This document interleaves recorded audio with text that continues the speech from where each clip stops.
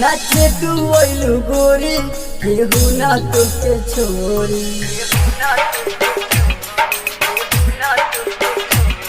नाचे तू ओइलू गोरी केहू ना तुके छोरी।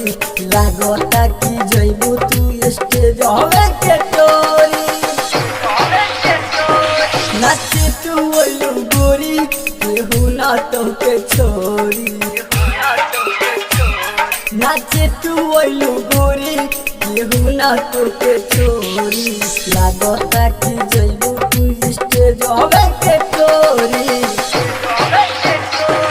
नाचे तू ओइलू गोरी केहू ना तुके छोरी।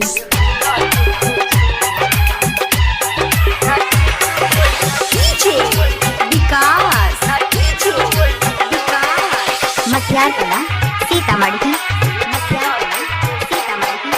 गोरी गोरी गाल पो दिला गोलही।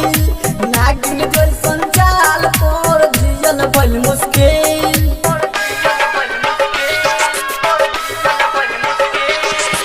गोरी गोरी गाल पो दिला गोलही। नागिन जैसन चाल पर जियल भइल मुश्किल। ओठवा के लाली पर कनवा के बाली पर जियल कोइले बारू मुश्किल। नाचे तू ओइलू गोरी केहू ना तुके छोरी। नाचे तू ओइलू गोरी केहू ना तुके छोरी। लागता कि जइबू तू स्टेज हवे के टोरी।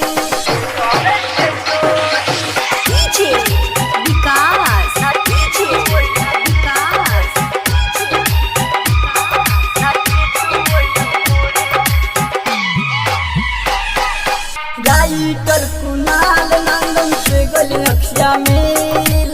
अमित रसीला के बेदाया पंदिल।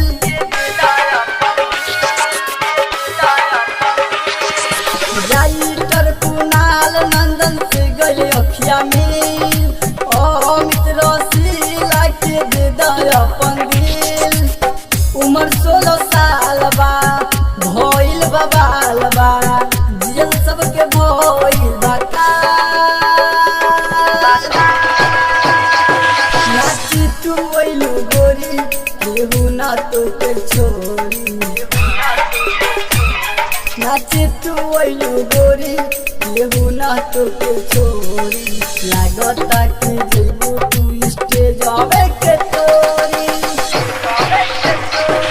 नाचे तू ओइलू गोरी केहू ना तुके छोरी। लागता कि जइबू तू स्टेज हवे के टोरी। नाचे तू ओइलू गोरी केहू ना तुके छोरी। प्रेमी डिजिटल रिकॉर्डिंग स्टूडियो।